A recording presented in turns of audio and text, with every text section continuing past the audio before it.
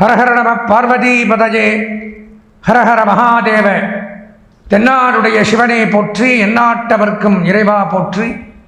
வேயிரு தோழிபங்கன் விடமுண்ட கண்டன் மிக நல்ல வேனை தடவி மாசரு திங்கள் கங்கை முடிமேல் அணிந்து என் உளமே புகுந்த அதனால் ஞாயிறு திங்கள் செவ்வாய் புதன் வியாழன் வெள்ளி சனி பாம்பிரண்டு முடனே ஆசரு நல்ல நல்ல அவை நல்ல நல்ல அடியாரவர்க்கு மிகவே. ஆதித்யாஜ சோமாஜ மங்களாய புதாயச்ச குரு சுக்ர சனிபியஸ்ச ராகவே கேதவே நமஹ. ஓம் ஸ்ரீ குருப்பியோ நமஹ.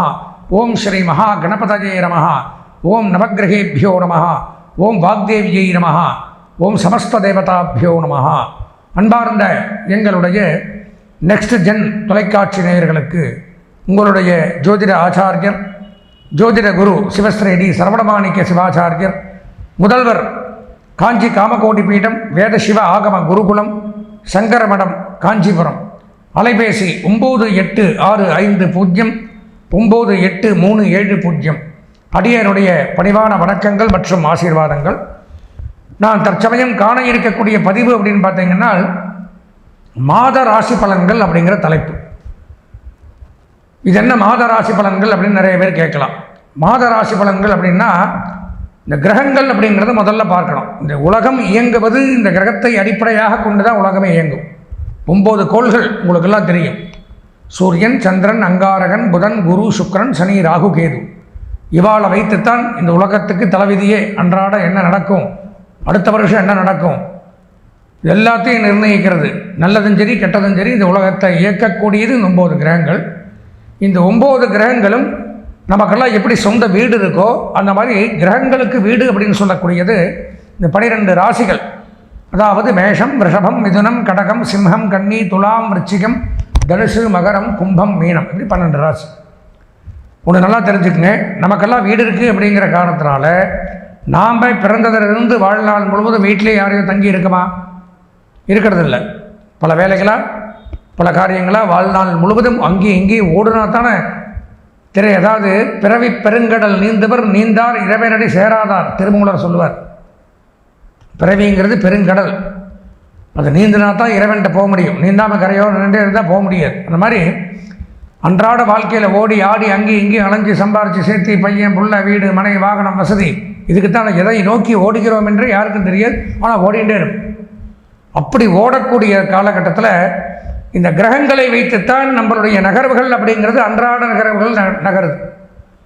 அதில் பார்த்தோம்னா இந்த கிரகங்கள் ஒரு ராசியை விட்டு மற்றொரு ராசிக்கு பயிற்சியாகக்கூடிய நேரங்கள் கால அளவுகள் அப்படிங்கிறது உண்டு. நாம்ளே ஒரு இடத்துல இருக்கிறதில்ல. பல இடங்களுக்கு போகும்போது உலகத்தையே கட்டி காக்கக்கூடிய கிரகம் ஒரே ராசியில் தங்காது. ஒரு ராசியை விட்டு மற்றொரு ராசிக்கு போயின்னு வந்துட்டு தான் இருக்கும். அப்படி போயிட்டு வந்துட்டு இருக்கும் பொழுது அது ஒரு ராசியை விட்டு மற்றொரு ராசிக்கு போகிறதுக்கு வர்றதுக்கு எவ்வளவு கால அவகாசங்கள் பிடிக்கும் அப்படிங்கிறது உண்டு. ஒவ்வொரு கிரகத்துக்கும் தனித்தனி கால அவகாசங்கள் உண்டு. அதில் முக்கியமாக ஒரு 4 கிரகங்கள் நம்ம மாத ராசி பலன்குள்ளே இன்க்ளூடிங் பண்ண வேண்டியதில்லை. யார் இந்த 4 கிரகங்கள் அப்படின்னு பார்த்தீங்கன்னா, சனி பகவான் 2.5 வருஷத்துக்கு ஒருக்கா தான் பயிற்சி, ராகு கேது 1.5 வருஷத்துக்கு ஒருக்கா தான் பயிற்சி, குரு பகவான் 1 வருஷத்துக்கு ஒருக்கா பயிற்சி. இவங்க 4 பேர் இந்த மாத ராசிக்குள்ளே அதிகமாக வரமாட்டாங்க. ஏன்னா வருஷக்கணக்கில் பயிற்சி ஆகிறதுனால அதே கட்டத்தில் அதே ராசியில் தான் உட்காந்துருப்பாங்க. அதை நம்ம எடுத்துக்க வேண்டியது இல்லை. இருந்தாலும் மற்ற 5 கிரகங்கள் அப்படின்னு எடுத்துக்கணும்.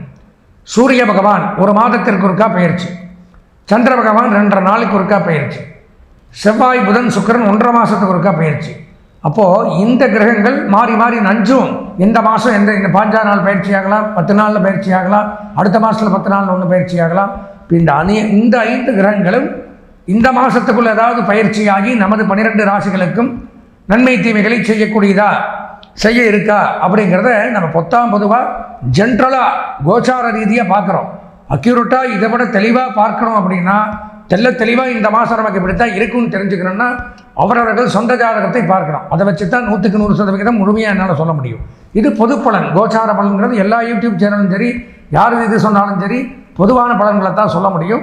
இந்த பொதுவான பலன்களில் 2025ஆம் ஆண்டு விஸ்வாவச வருஷம் மங்களகரமான கார்த்திகை மாதத்தினுடைய ராசி பலாபலன்களை மேஷராசி முதல் மீனராசி வரை இருக்கக்கூடிய 12 ராசிக்கு முன்னான பலாபலன்களை விரிவாக பார்க்கலாம் வாங்க.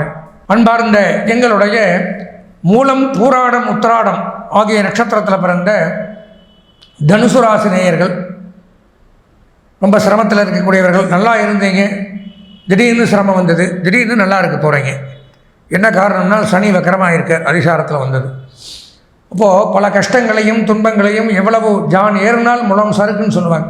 4 படி கடன்னு ஏறுவீங்க, திடீர்னு ஃபஸ்ட் படிக்கு வந்துடுவீங்க. அந்த மாதிரி ஒரு சூழ்நிலையில் தான் உங்களுடைய நேரம் போயின்னு இருக்கு. என்னடா பண்ணுறது, எல்லாத்தையும் மேனேஜ் பண்ணி ஆகணுமே அப்படிங்கிற ஒரு தருவாயில் இருக்கிற தங்களுக்கு மங்களகரமான விஸ்வாவச வருஷம் கார்த்திகை மாதம் 2025 வருஷம் எப்படி இருக்குது வாங்க பார்க்கலாம். ராசிக்கு 3ஆம் இடத்துல சனி ராகு சேர்க்கை ஓஹோன்னு இருக்க போகிறீங்க. சாதா ஓஹோ கிடையாது, உண்மையான ஓஹோ தான். அது சிறப்பாக இருக்கும். ஏன்னா சனியை பொறுத்த வரைக்கும் சரி, ராகுவை பொறுத்த வரைக்கும் சரி, இந்த 12 ராசியில் 3 ராசிகளுக்கு மட்டும்தான் நன்மை செய்வார். 3 இடத்துக்கு ராசின்னு சொன்னால் தான் உங்களுக்கு புரியும்னு சொன்னேன். 3ஆம் இடம், 6ஆம் இடம், 11ஆம் இடம், இந்த இடத்துக்கு மட்டும்தான் நன்மை செய்வார். அப்போது 3ஆம் இடமான 2 பேருக்குமே 3ஆம் இடம் நல்லது பண்ணுது. யார்? சனி ராகு இருக்கிறது 3ஆம் இடத்துல கும்பத்தில் இருக்கார். சனி வந்திருக்கார் இப்போது வக்கரகதியா. அப்போது தொட்டது துளங்கும், கேட்டது கிடைக்கும், நினைத்தது நடக்கும். தொழிற்சாலைகள், factory, foundry, industries, oil mill, petrol bunk, leather work, lathe work, rubber work, welding work, building construction, கட்டுமான பொருட்கள் வியாபாரம் பண்ணக்கூடியவர்கள், கனிம வளம், உரம், ரசாயனம், பூச்சி மருந்துகள், கிரானைட் பிஸ்னஸ், டைல்ஸ் பிஸ்னஸ், கற்கள் பிஸ்னஸ், அந்த மாதிரி எல்லாம் வியாபாரம் பண்ணக்கூடியவர்களுக்கு அபரிவிதமான யோகங்கள் ஏற்படும். வாகன சம்பந்தமான தொழில் பண்ணக்கூடியவர்களுக்கு மிகச்சிறப்பு. வாகன ஓட்டுநர்கள், நடத்துனர்கள், ட்ராவல்ஸ் வச்சு நடத்துகிறவங்க, அதே மாதிரியே இந்த மாதிரி டூரிஸ்ட் வச்சு நடத்தக்கூடியவர்கள், இந்த டாக்ஸி, கால் டாக்ஸிலாம் சொல்கிறாங்க பார்த்தீங்களா, அது எல்லாமே வாகன சம்பந்தமான தொழில்கள், ஆட்டோமொபைல்ஸ் பிஸ்னஸ் பண்ணக்கூடியவர்கள், பணிமனை வைத்து நடத்தக்கூடியவர்கள் அனைவருக்கும் சிறப்பு யோகங்கள் ஏற்படும். அதே மாதிரியே உணவுத்துறையில் பணியாற்றக்கூடியவர்களுக்கு நன்மை. குடிநீர் வடிகால் வாரியம், பத்திரப்பதிவுத்துறை, உயர்கல்வித்துறை, பொதுப்பணித்துறை, டேக்ஸ் டிபார்ட்மெண்ட், ரெவென்யூ டிபார்ட்மெண்ட், வருவாய்த்துறை, இதில் எல்லாம் இருக்கக்கூடியவர்களுக்கு நன்மை சற்று கூடுதலாக உண்டாகக்கூடிய அமைப்பு அப்படிங்கிறது ஏற்படுது. தனுசு ராசியில் 8ஆம் இடத்துல குரு பகவான் வக்கரகதியில் இருக்கார். மிகச்சிறப்பு. வாரி வழங்கக்கூடிய ராசிநாதன் வக்கரம், மிகச்சிறப்பு. பொன் பொருள், ஆடை, ஆபரணங்கள், வஸ்திரம், நகைகள் வாங்கி மகிழலாம். கணவன் மனைவிக்குள்ள ஒரு அந்யோன்யங்கள் ஏற்படும். கருத்து வேறுபாடுகள் விலகும். பிரிந்த தம்பதிகள் ஒன்று சேருவார்கள். திருமண பேச்சு கைகூடும். தடைபட்டு வந்த திருமணங்கள் நிச்சயிக்கப்படும். புதிய வியாபார ஒப்பந்தங்கள் போடுவீங்க. புதிய தொழில் ஒப்பந்தங்கள் நடக்கும்.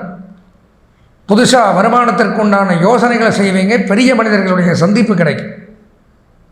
அதன் மூலமாக புது புது தொழில்கள் துவங்க வாய்ப்புகள் உண்டாகும். பொருளாதார முன்னேற்றம் ஏற்படுது. வீடு வாங்கலாம், வீடு கட்டலாம், மனை வாங்கலாம். விவசாயிகளுக்கு நன்மை. அதே மாதிரி பெண்களுக்கு நன்மை, அரசியல்வாதிகளுக்கு நன்மை, இப்படியெல்லாம் ஏற்படும். 9ஆம் இடத்துல கேது. ஞானம், அறிவு, ஆன்மீகத்துறையில் நாட்டங்கள் ஏற்படும். ஆன்மீக பயணங்கள் மேற்கொள்ளலாம். குறிப்பாக சொல்லணும்னா சினிமாத்துறைன்னு எடுத்துன்னா அதுக்குள்ளே எத்தனையோ பேர், லட்சக்கணக்கான போஸ்ட் அதுக்குள்ளே இருக்குது, பதவிகள் காலியாக இருக்கும். அத்தனை பேருக்கும் நன்மை. இயல், இசை, நாடகம், ஜோதிடம், சினிமா, பத்திரிகை, பிரஸ், மீடியா, விளையாட்டு, ஆன்மீகத்துறை, அறநிலையத்துறை, இதில் பணியாற்றக்கூடியவர்களுக்கு நன்மை அதிகரிக்குது. 11ஆம் இடத்துல புதன். கல்வி பயிலக்கூடிய மாணவர்களுக்கு சிறப்பான முன்னேற்றங்கள். கல்வித்துறை சிறந்து விளங்குது.